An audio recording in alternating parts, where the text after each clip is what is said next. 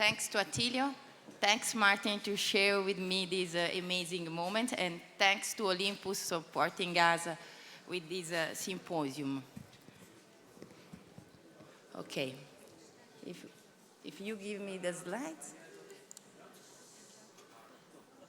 Okay, so, which is the problem? I'm Brunella Zizzotti. Yes, okay. So, big mistake, no, Martin.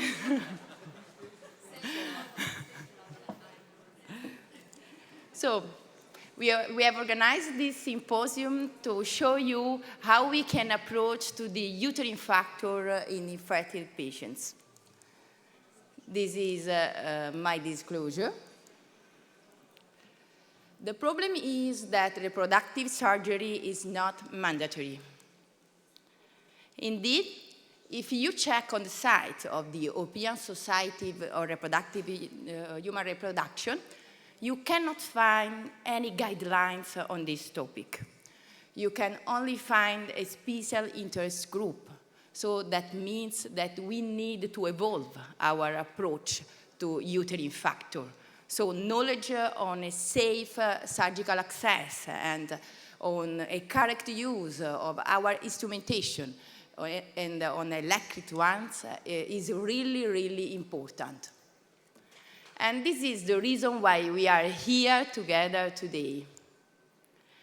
The aim of the infertility enhancing intrauterine surgery is to improve the woman's chance to achieve and to carry to term a pregnancy. And it can count on great changes. Let's see together. The first one is the miniaturization of our instruments. We passed from a rigid hysteroscope of 6.5 millimeter to a rigid mini hysteroscope of 3 millimeters. So this is the first important thing that we have for a widespread diffusion of our outpatient clinic hysteroscopy. But the single most important technical innovation was the development of a smaller diameter operative hysteroscope with a continuous flow and operative shift. You see, this hysteroscope has a novel profile with a innate shape.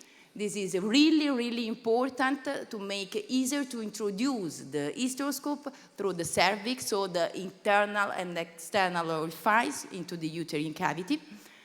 And then you see we have this longitudinal incision that make the outflow. And then we have 3.5 millimeter of width with a length of 21 centimeter. This is a really important situation in obese patients. You know that obese is a risk factor for the infertility.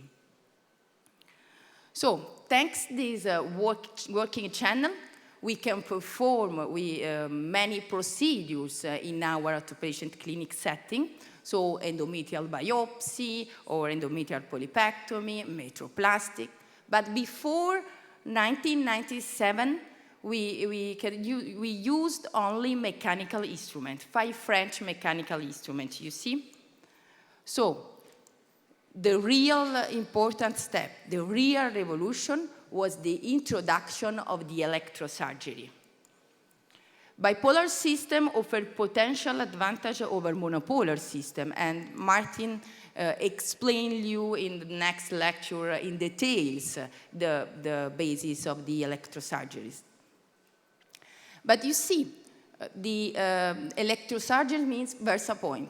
And VersaPoint through the years has gone an important evolution, not only for the design that you see of the generator, but also for the innovation that I show you. We have these 2 important instruments that are miniaturized instruments, 2 5 French electrodes, the spring and the tweezle. And the tweezle is the scalpel of our outpatient hysteroscopic surgery. Why? Because if we use our modality VC3 and pulsate activation, we can create less bubble. And less bubble means a clear vision of our cavity. So in this way, we can continue without any problem our procedures. And we can respect the sensitive innervation of our patients. So this is really important in our outpatient hysteroscopy. So we pass from the operating room to the outpatient setting. This is an example, our example of the hysteroscopic unit. You see we have two different zones. Why? Because the patient preparation is the key of our successful procedure. Before starting the procedure, we have to explain everything to the patient. The patient has to sign the consent and informed consent, and then we go on the other side to perform our procedure. But you see, our endocamera is connected to other 4 and 5 monitors. Why? Because of the fellow, the resident, but also to explain to our patients everything also during the procedure. And this is the most important thing in our see and treat. So, which are the factors that is important in our infertile patients? The anomalies include affecting myometrium and endometrium. So starting by the endometrial polyps, we have seen this morning that is important. These are an important lesion because they are space-occupying lesion, but also because they can cause a local inflammatory change. So we have to treat this lesion. But how we can treat this lesion? You see, we can treat this lesion using 5 French mechanical or bipolar electrode. Can you start the video, please? Because they stopped, okay. So you can use bipolar electrode to treat both these polyps. What is important in this case? It's important not only to evaluate the size and the location of the polyp, but also the relationship between the polyps, the volume of the uterine cavity, and then also the cervix. Because you have not only to cut the polyp, but you have also to remove these polyps from your cavity. So, if you have a polyp that is smaller than the cervix, you can cut the polyp on the basis. But if you have polyp, as in this video on your right, you see, you have to cut this, you have to divide to this polyp in more fragments to remove in an easy way these fragments from your uterine cavity. And then, what about the fibroids? You know that these are another huge problem for our infertile patients, also for the peristalsis of our uterus. And so, which kind of myoma we can treat with these 5 French electrode? Sure, a small myoma with less intramural portion. And how we can approach to this myoma? We can divide this myoma in 2 hemispheres, and then we can cut each hemisphere in 3-4 fragments for the same concept, because we have to remove this fibrotic tissue, these fibroid fragments from our uterine cavity. So you see, you have every time to start from the free edge of your lesion, and you have at the end to go on the basis, to leave the cavity so empty. And so, adenomyosis. You have seen how is important adenomyosis for our infertile patients, and the role of the hysteroscopy in the treatment of this patient. You see, this is the case in infertile patients. These patients had this ultrasound image, so we have noticed this adenomyotic cyst on the anterior wall, and we confirmed this lesion at the hysteroscopy. So we approach to this lesion using 5 French bipolar electrode. So we proceed to an incision of the wall of the cyst, and we notice so this chocolate colored blood to come out from this cyst. You see, you can notice also the endometrium inside on the basis of this cyst. So it's important also to cut the walls of the cyst. And then you see the ultrasound, the postoperative ultrasound is demonstrating, has shown and restored the uterine cavity. And now you see at the end we can coagulate the basis of this cyst. And this is really, really important thing for our infertile patients with adenomyosis. And then, the last but not least, the uterine malformation. We know that this is a really important issue in our reproductive center. And when we have a patient with a suspected anomalies, we have the possibility to perform bidimensional and tridimensional ultrasound to confirm the diagnosis. And then you see, in this so-called one-step approach, we can also to perform a diagnostic hysteroscopy, and so the surgeon can decide, depending on the lesion, so on the septum, depending on the patient, and on the instrumentation, the surgeon can decide to treat this lesion in this one-step approach. And in these cases, you see Attilio cut the septum according the measurement that we obtain in the presurgical ultrasonographic evaluation. You see, he used the 5 French bipolar electrode to cut in this precise way, so on the same line in the center of the septum, and then he refined the septum using mechanical instrument for a safety procedure. And then you see, we also can use another important instrument in case of this challenging procedure, that is our intrauterine palpator. This instrument it can be introduced into the working channel of our hysteroscope, and you see, you can evaluate how many septum you have resected. And this is important because you can consider the procedure complete according to the presurgical ultrasonographic evaluation. So at the end of the procedure, we apply the gel, the anti-adhesion gel. And so in this way, also taking advantages of the gel, we can perform post-surgical three-dimensional evaluation to show the cavity, the volume of the cavity and the morphology, the improvement of the morphology of the cavity. And this is the really important thing in our infertile patients. So we can conclude that our office outpatients clinic hysteroscopy, it's important not only to save cost, but to save time for our infertile patient to achieve the pregnancy. So thanks for your attention. Martin?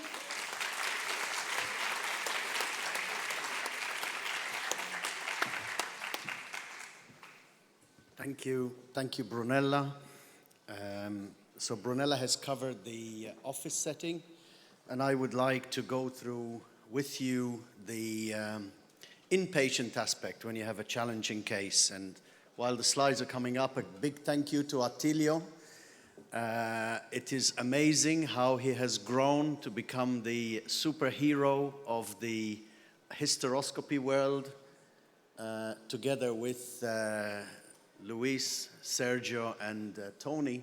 So thank you again for having me. If we could have the slides. I don't know why I'm turning this way, but... so you've diagnosed pathology, and you have decided, maybe on ultrasonography or whatever modality that you have used, that you really want to treat this patient in the operating room.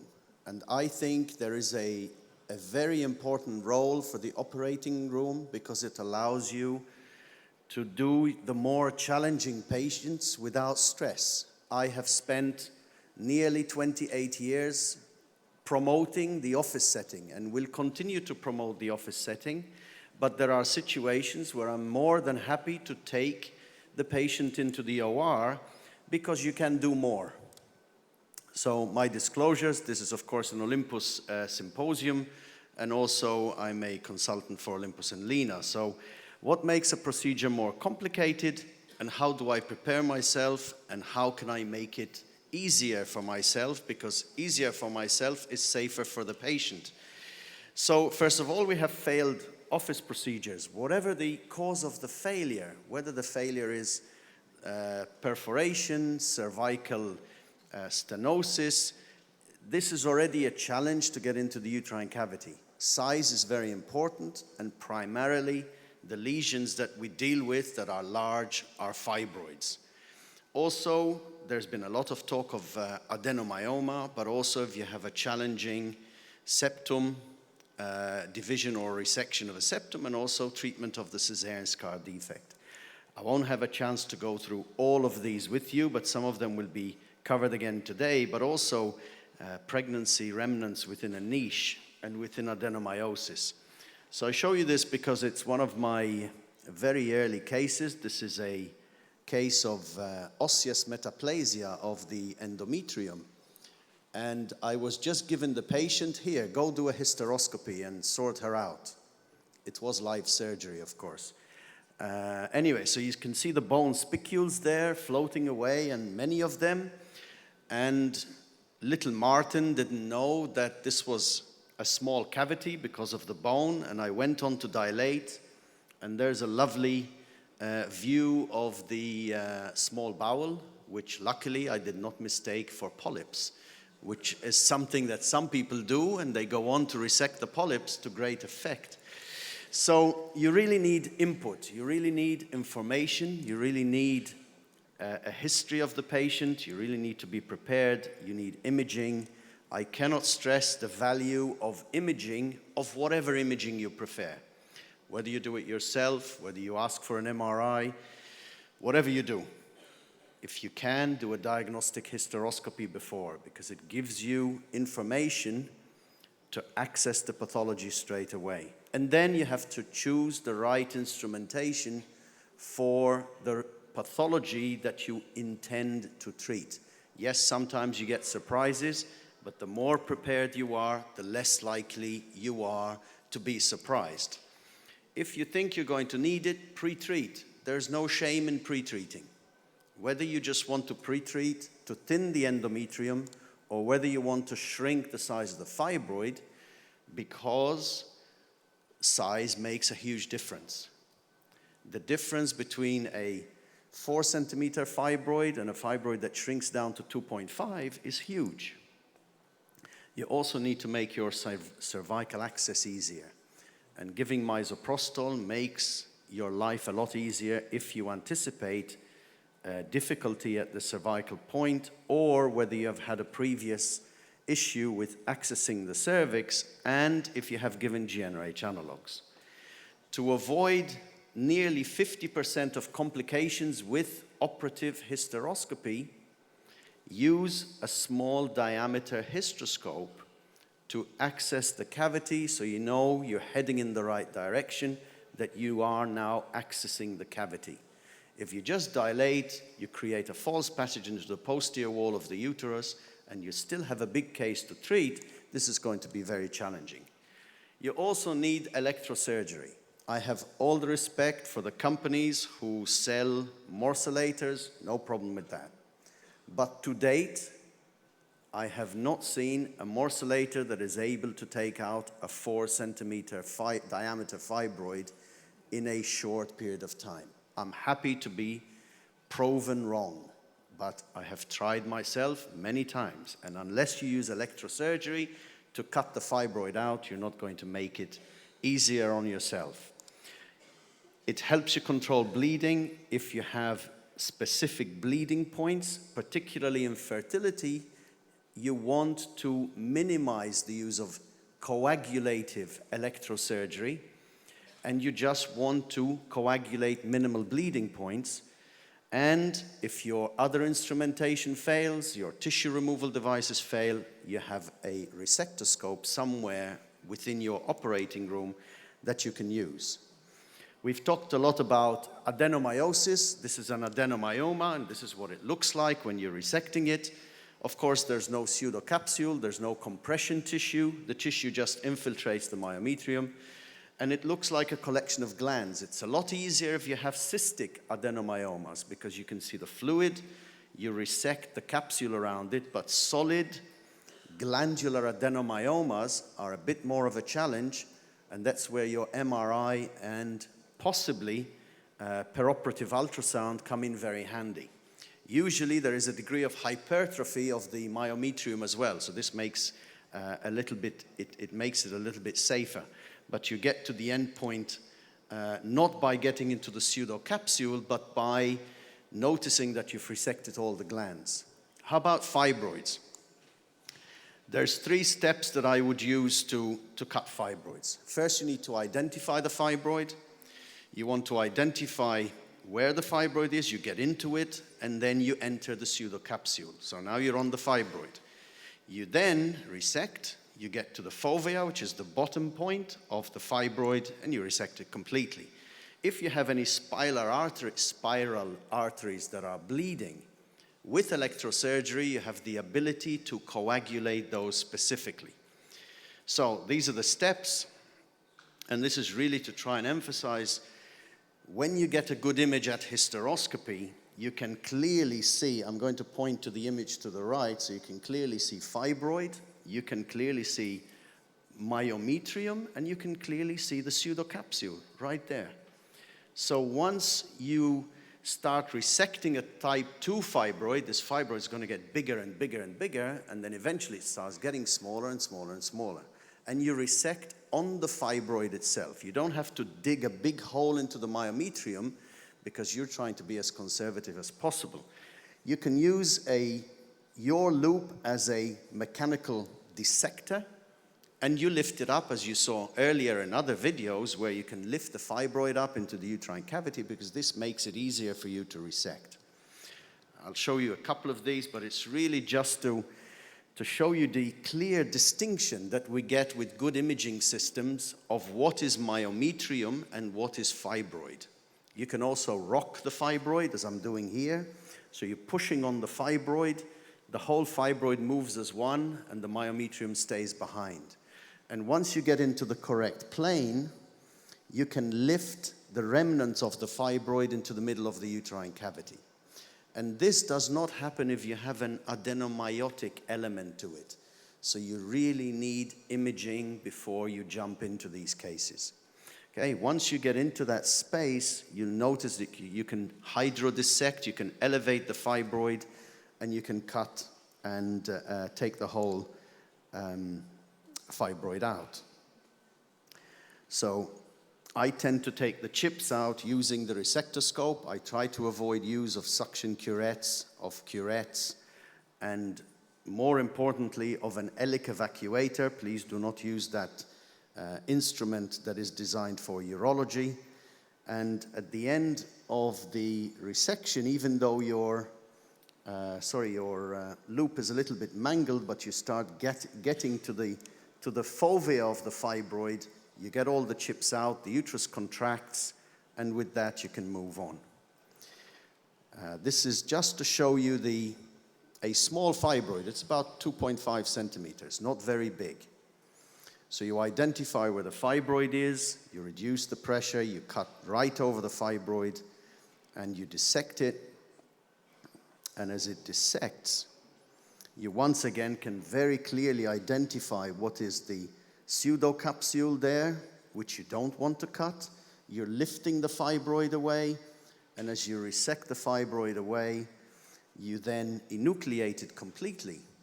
And at that stage, you can remove the intrauterine pressure by just closing your inflow, and any obvious bleeding points you can specifically target. So this is obviously an edited video. You can see the end result.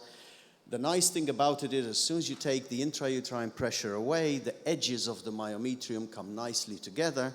And if you do a post-resection check hysteroscopy, if you want to, this uterus will heal perfectly well. So there are no obvious bleeders, and off you go. Okay, similar kind of procedure here. And it's once again really important that you use enough intrauterine pressure to distend the uterus, because if you over-pressurize the uterine cavity, the fibroids just get pushed away into the myometrium, and you say, this is a normal cavity, so the ultrasound must have been wrong. So once again, once you've opened the fibroid, you're looking at a very clear, distinct point between myometrium and fibroid, and you're using a little bit of hydrodissection from within the tubing, and there's the separation point of the fibroid and the pseudocapsule. And once fluid starts going into that plane, it is very easy to elevate the fibroid, and it makes the resection of the fibroid a lot easier to complete. In the initial studies of fibroid resection, type 2 fibroid resection failed or needed a two-step procedure in 40% of patients. In my hands, it's close to zero. Yes, there are cases where you have big fibroids. The biggest fibroid I've ever resected was in Bari. It was 7.5 centimeters in diameter. We had ultrasound scan a few minutes before the resection, and you need all the tricks in the book to get that fibroid out, but you can still manage to get big fibroids out. Okay, so that's the space that the fibroid occupied, and as soon as you take the intrauterine pressure away, that intrauterine pressure allows the myometrium to expand again, and you have a complete resection. I'm going to talk to you very, very quickly about bipolar, because I think as a hysteroscopist, you need to have bipolar hysteroscopy in your armamentarium. We're all familiar with bipolar. There are three effects that we achieve with bipolar. One is vaporization. The water in the cell explodes, and you have a cutting. If you cut in a line, that's a special form of vaporization. If you have a temperature of less than 100, you have coagulation, which you can use for tissue destruction or vessel sealing. And I think we are all now familiar with the bipolar electrodes, where the energy will flow from the active to the return electrode. Some companies will tell you that my bipolar is better than the other's bipolar, but actually they're all the same. Electrically, they're all the same. When you activate the electrode at high power, the maximum power that you can get, nothing happens. This is firing the electrode in saline. However, if you approach the electrode to tissue, you generate a vapor pocket. That vapor pocket is not the electrode glowing bright red, it's the electrode creating that vapor pocket, and anything that touches the vapor pocket is vaporized. And as you vaporize in the shape of a chip, you are cutting a chip. If you're using a cutting needle, you're cutting in a straight line. So you need to have this vapor pocket to achieve cutting. When it comes to coagulation, and this is very important because it is an important tool to have in your armamentarium, you put pressure on a blood vessel, you apply a lower level of energy, which is like a pulsate form of energy, and that causes the vessel collagen to seal together to achieve hemostasis. And you can see it in just the images there, where you apply pressure and you seal by applying a little bit of heat and a little bit of time. There's been a lot of talk about the thermal damage that bipolar has. I did my PhD on the effect, comparing the effect of monopolar with bipolar, and they are exactly the same. And if you look at the cutting loop, the tissue damage is 0.3 of a millimeter, wherever you look. The difference, of course, is if you use coagulation liberally, then yes, you will destroy a lot of tissue, but coagulation as an ablation technique is what we want to achieve if you want to achieve a treatment for heavy bleeding. But this is not something that you would use liberally if the patient is a fertility patient seeking fertility. So this is just showing you coagulation, where you just see the tissue blanching, and that is nothing special. If you get to a blood vessel, of course you use the blue pedal, and as you use the blue pedal, you coagulate the blood vessel. This is an endometrial resection with embedded fibroids, and as often happens, as you get to the deepest point of the fibroid, you'll find a feeding blood vessel or a couple of bleeding spiral arteries, And those are the ones that you really want to go for. It's the same if you're cutting a fibroid in a fertility patient. So as you get to the deepest point of the fibroid, you notice there's a bleeder, and you have the ability to just go over it, apply gentle pressure, coagulate for 2 or 3 seconds, and you achieve good hemostasis. Choose your optic. Make your life easier. In most hospitals, your choice will not be a 30 degree. Ask for a 12 degree for resection, because you have a deeper view into the uterine cavity. It allows you to have a clear view and of the loop as you resect. Also make sure that you know the difference between a urology resectoscope and a gynecological resectoscope. Yes, you can resect with a urology resectoscope, but I really would not recommend it, because as you release the working element, the loop just springs out. So if you're trained and an expert with the urology resectoscope, it's okay, but I think you should use a gynecological one. Also choose your generator. This is my favorite generator. It has a feature called the Versa Pulse that allows you to generate the vapor pocket in whatever condition the tissue that you're about to resect is. Meaning if it's fibrotic, it will still resect, it will still generate that vapor pocket. Of course, there's a selection of electrodes that you can use, and it's the same with the plasma Olympus resectoscope with various instruments that you can choose from for different pathologies. I think in the interest of time, I'm just going to very quickly whiz through these. This is the kind of the last bit of a resection of a fibroid. But once again, the takeaway message is learn how to identify the pseudocapsule of a fibroid. And once you get into that space, success is nearly guaranteed, because that pseudocapsule space allows you to dissect the fibroid, push it into the uterine cavity, and then you are free and you're happy resecting it within that space. So to conclude, I don't want to keep you away from your coffee. Know as much as you can about your patient.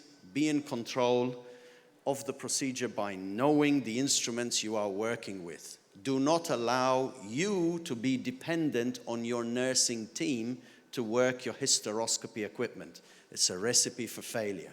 You always need to know a little bit more than your theater nurses so that you keep ahead of them. Have a standard operating practice for fluid management. We haven't had time to deal with fluid management, but also do not lose your resectoscope skills, because you don't want to pull them out once every year to get a difficult fibroid out. Keep your skills going, practice with the resectoscope, and teach the resectoscope. Teach it to your junior doctors to pass on the skill. Thank you.